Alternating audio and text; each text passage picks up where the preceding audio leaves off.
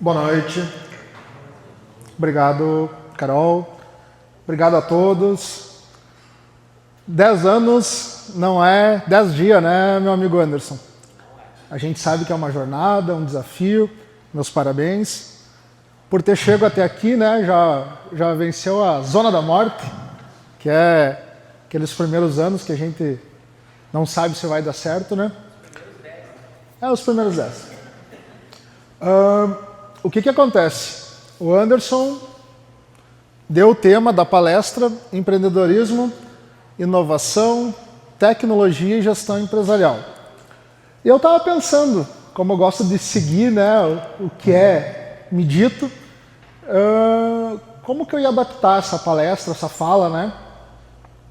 E aí o que acontece? Eu digo, olha, são fases dessa jornada do empreender.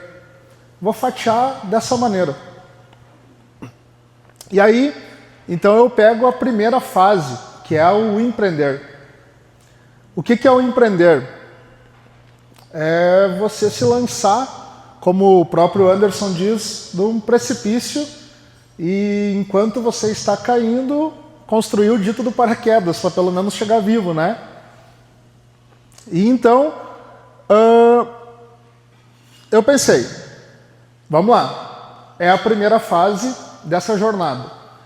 E nessa primeira fase, a gente sempre está cuidando muito dos aspectos operacionais, que no meu caso, na área de telecomunicação, é a prestação de serviço, da logística, das vendas, são atividades operacionais mesmo.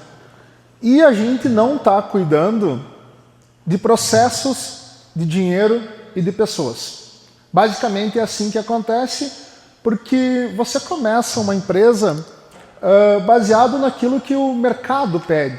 E no meu caso, que sou técnico em telecomunicações, é entregar a internet. E o que eu fazia? Pegava uma escadinha, botava nas costas, subia na torre, botava o rádio, ia lá e instalava a internet. Muito provavelmente o dinheiro está aqui, então eu tenho pouco lucro, eu tenho quase nada de caixa e minha vida é essa loucura. Então, basicamente assim, quando você está nessa fase, ou você reflete e busca o próximo passo para você ter essa evolução, ou muito provavelmente você vai ficar numa situação desconfortável. E aí você começa a se perguntar se o empreender vale a pena. E muito provavelmente quem é empreendedor já se fez essa pergunta.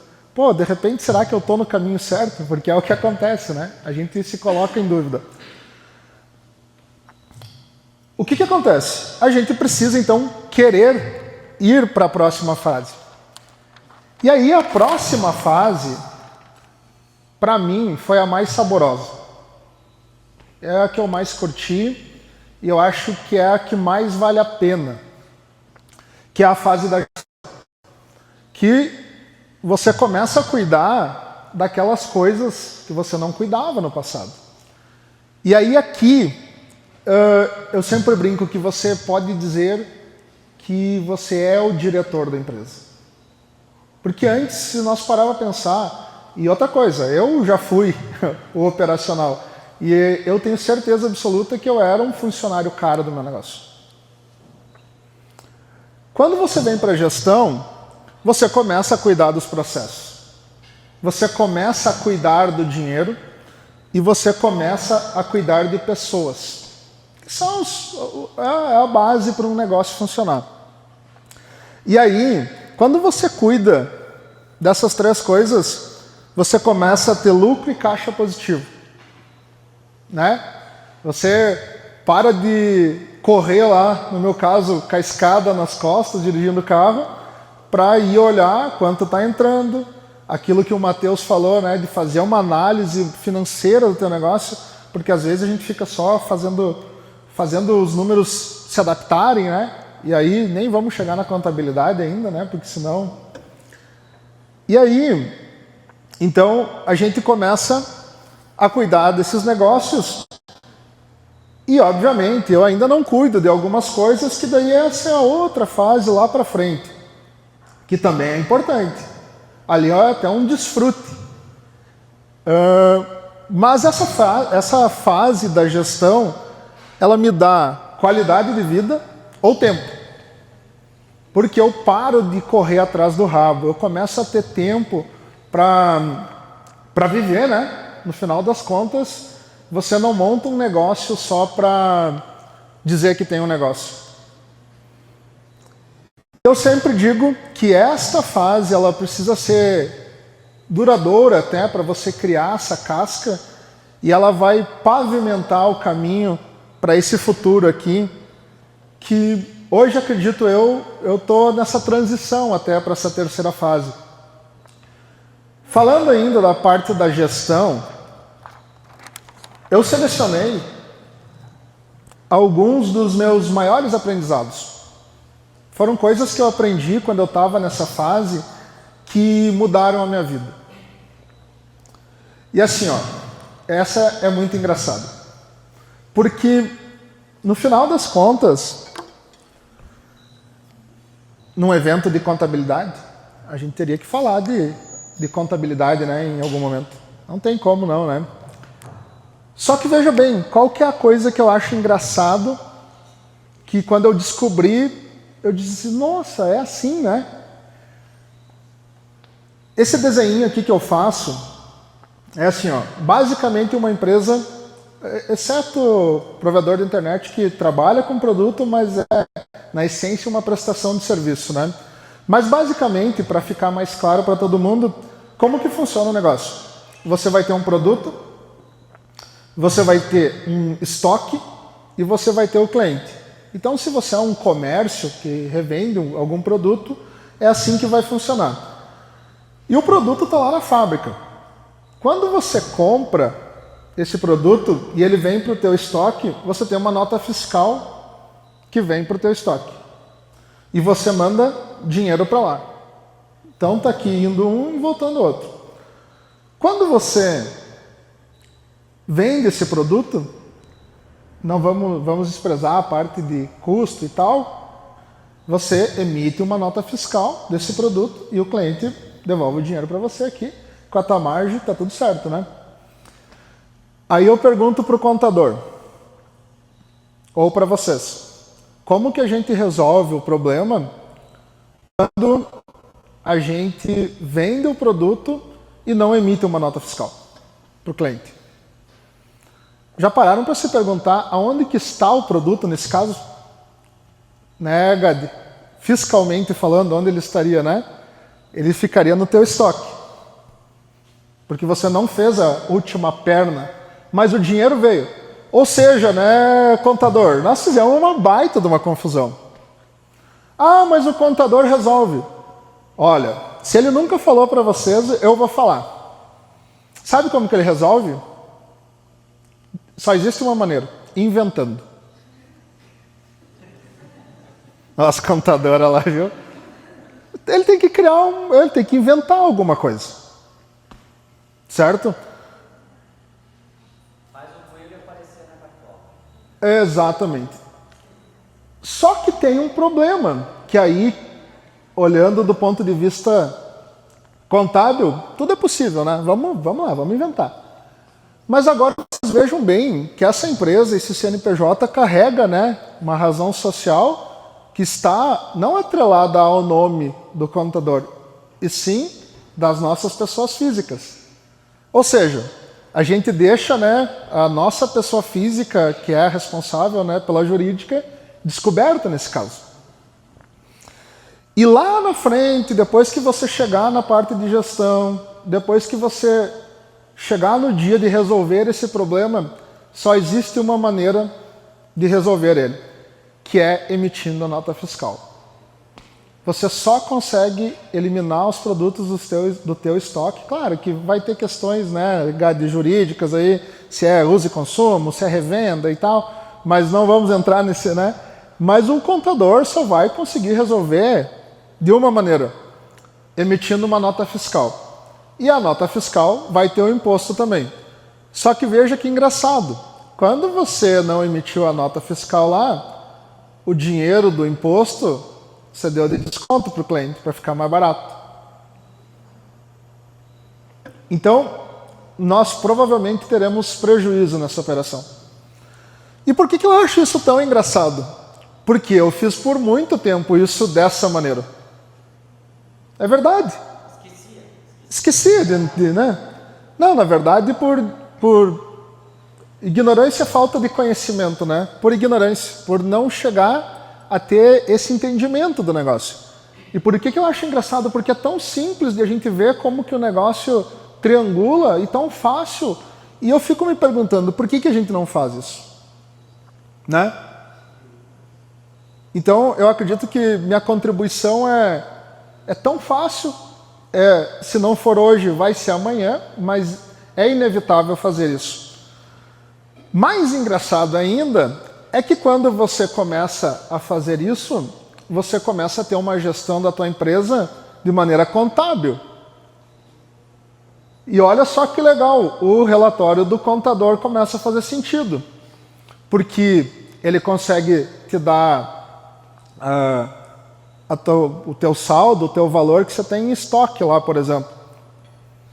Ele consegue, de uma maneira precisa, projetar o lucro do teu negócio, ou as despesas, ou qualquer outra informação que precise dar, porque não tem uma divergência do que é contábil e do que é gerencial, digamos assim, né? E a parte mais engraçada, como eu falava, é que depois que você tem essa triangulação desenhada, ela puxa processo e puxa pessoas. Porque para você fazer isso, tu precisa escrever em algum lugar que quando você faz uma venda, né, e aí por isso que a gente vai lá para a ISO 9001, que é a mãe das ISOs, né, que ela, de maneira bem resumida, ela existe, após a implantação dela no teu negócio, ela existe para uma finalidade.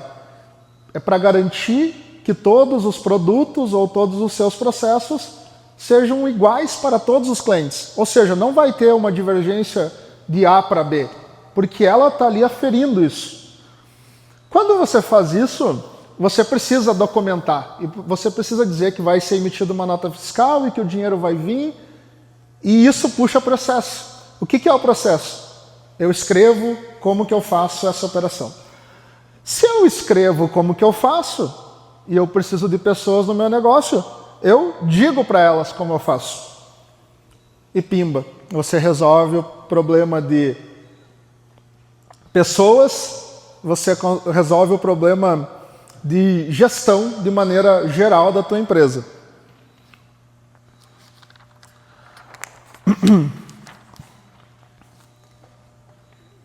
Deixa eu só ver como que eu estou de tempo aqui, para mim não... Umas 2 horas tá bom. E aí, eu acho que nós temos que... Não é perder bastante tempo, é nos dedicar a essa fase do nosso negócio. Para que nós possamos pavimentar esse caminho que é essa última fase das 3 fases, então, baseado no tema do meu amigo Anderson, que é a parte da inovação e da tecnologia. E quando eu chego nessa fase, muito provavelmente você já vai ter um controle administrativo da tua empresa. Eu tenho o nosso time aqui, hoje está junto. Nós temos os nossos gestores de cada área, e eles têm os indicadores, e eles buscam essas informações e, enfim, eles correm o mês inteiro atrás dos números, seja de qualidade, seja de venda, de prospecção de novos clientes, né? O time está ali estruturado. E o Anderson acaba tendo, obviamente, bastante atividade dentro da empresa, como, né, é natural, e viciado em trabalho, né? A gente acaba se viciando nisso. Mas eu acho que a gente só consegue chegar nesse terceiro marco aqui do nosso negócio tendo tempo. Você deixa a tua equipe trabalhar, você não atrapalha eles, porque eles fazem isso muito melhor do que nós, porque nós, os proprietários, né, eles chegam lá e dizem, não, mas eu vou dar um jeito, vou falar do Gade porque ele está bem na frente, não tem como, né? Eu vou lá porque o Gade é meu amigo, né? E aí, não conformidade para o Anderson, né? É assim que funciona. Então, a gente acaba, né, pulando todos os processos e bagunçando aquilo. E a gente precisa ter essa consciência de que, às vezes, a gente está atrapalhando. Eu sou um baita de um tomador de não conformidade, né, Darlan? E fico lá respondendo, né? Mas eu digo, mas eu vou fazer esse pessoal pensar, né? Eu vou responder com uma oportunidade de melhoria sempre, né? Se eu fiz alguma coisa errada, como que nós vamos fazer para melhorar isso? Porque automaticamente para todos os clientes o processo fica mais inteligente. Chegando nessa fase, então vejam bem, eu não preciso ir lá pagar o boleto, eu não preciso ir lá emitir o contrato, eu não preciso executar a atividade operacional dentro da empresa. Agora, eu começo a cuidar de cultura, que é, né, toda empresa tem uma cultura. Como que as pessoas se movimentam dentro do teu negócio? Existe a cultura de celebrar o aniversário do colaborador? Isso está escrito? Ou um mês vai ser parabéns para você, outro mês vai ser uma torta, e aí tu vê, e a satisfação, né? Ah, mas aquele ganhou mais, esse ganhou menos. Então a gente começa a ter esse feeling de cuidar de cultura. A gente começa, eu particularmente, eu começo a inventar moda, né? Como que eu vou melhorar algum serviço que eu presto colocando tecnologia? E aí a gente vai lá montar as nossas dashboards lá, as nossas informações, que é também uma coisa que o Matheus colocou, muito bem colocada, que é olhar para esses números, né? Você imagina você chegar na empresa, abrir o sistema lá e você ter todas as suas informações de faturamento, de receita, de despesa. Nós olhamos muito, Darlan, meu gerente comercial, por churn, né? Que é o número de cancelamento. Daí depois nós expandimos, por que cancelou? Né? Para nós tentar buscar o porquê. E como o Marcelo bem falou, né? A gente erra pra caramba. Né? Agora, com o dado, você começa a ter ideias diferentes. E aí, olha que engraçado, esse termo, né, que todo mundo confunde com lançar o foguete e fazer voltar de ré, inovação. Inovação é isso, é só você mudar um detalhezinho do teu negócio, fazer diferente, simples assim. Não precisa, eu vejo muitas pessoas focadas até em, nossa, eu tenho que criar agora uma internet que, sei lá, funciona em qualquer lugar do mundo, né? E mais uma vez me aproprio da fala do Matheus, e as coisas que estão aqui, né, na nossa cara, e isso é a inovação. E aí você começa a ter tempo para cuidar do marketing, que é uma coisa que a gente faz hoje, né, para nós, é um setor que a gente começou a canalizar bastante investimento, porque ele é difícil de você medir o resultado que ele traz. Não é que nem a venda que você bota lá, vende a R$100, margem de lucro de 10%, você tem 10, né? O marketing você bota R$200 e você não vê nada. Daí um dia começa a encher de gente na tua loja, né? E você diz assim, o que essas pessoas, né? Por que elas estão vindo? E é esse intangível que ele traz. Então a gente começa, e aí você começa a criar maneiras diferentes e melhores de fazer o marketing. E aí, você começa a resolver questões sociais e ambientais. E, por exemplo, o Anderson está lá na SIC, né, seu Marcelo? Marcelo também era da SIC, e terceirizou o serviço, né? E por que a gente está lá prestando esse serviço, né? Além de nós levar um network gigantesco, a gente conhece muitas pessoas novas, nós aprendemos uns com os outros. E vocês pararam para pensar que você começa a fazer essa roda girar mais rápido? Porque eu não conhecia o Gade, agora ele está me olhando aqui, pode ser que amanhã ele bata lá no Cyberfly para contratar uma internet, se já não tem, né? Então, a coisa começa a tracionar. E aí voltamos, né, lá no início dessa jornada, que é o empreender, que você monta um negócio, se joga do precipício, e aí muitas vezes as pessoas não querem mudar de fase, eles querem viver sendo os empreendedores. Quando você querer mudar de fase, você começa a falar de gestão. E aí você vai amar falar disso, você vai ser o diretor do teu negócio e você vai aprender muito.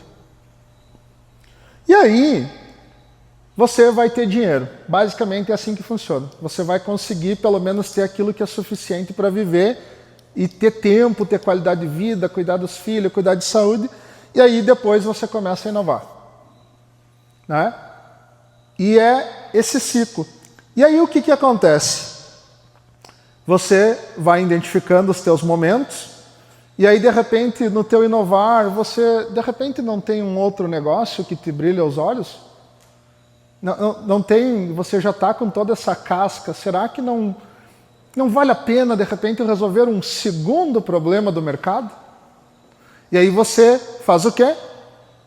Starta um novo processo, abre uma nova empresa, só que você tem mais substância, de repente, baseado na gestão, né? Nós temos a Cyber Solutions hoje, que ela quem faz a contabilidade dela é o nosso amigo Anderson, e ela é 100% gestão contábil. Né? Precisamos fazer um aporte, né? Botar mais dinheiro no caixa. Como que nós vamos lançar? É empréstimo de sócios, né? Reserva para futuro aumento de capital. Nós vamos ter problema lá no futuro, Gade, com relação a de repente receber um apontamento da Receita, uma fiscalização? A gente sabe de onde saiu o dinheiro. Olha que engraçado, sobrou dinheiro no caixa. Participação de lucros. Essa é boa, né? E aí você é isento de imposto de renda. Quando a empresa tem lucro, você divide, o sócio não precisa pagar imposto de renda, só informa lá na declaração de imposto de renda que entrou lá 100 mil, ó Deus, de participação de lucros. Zero tributo a pagar. Né? E aí a gente vai identificando esses momentos e eu acho que quem é empreendedor deve estar sempre olhando para os próximos momentos. E daqui para frente, eu escrevi aqui, eu não tenho as respostas ainda. Né? Acabou aqui agora a minha fase, eu estou aqui na fase da inovação, criando outros negócios, mas eu não tenho a resposta do que vai acontecer para frente, porque eu não cheguei nessa fase ainda. Mas eu tenho a curiosidade, e é isso que me faz continuar, e eu não vou parar de empreender, de falar de gestão, e de inovar, falar de tecnologia, e de compartilhar um pouco do meu conhecimento sempre que sou convidado ou que me é permitido. Obrigado, Anderson, Marcelo, Gade, Matheus e a todos os presentes. Espero ter contribuído e até mais.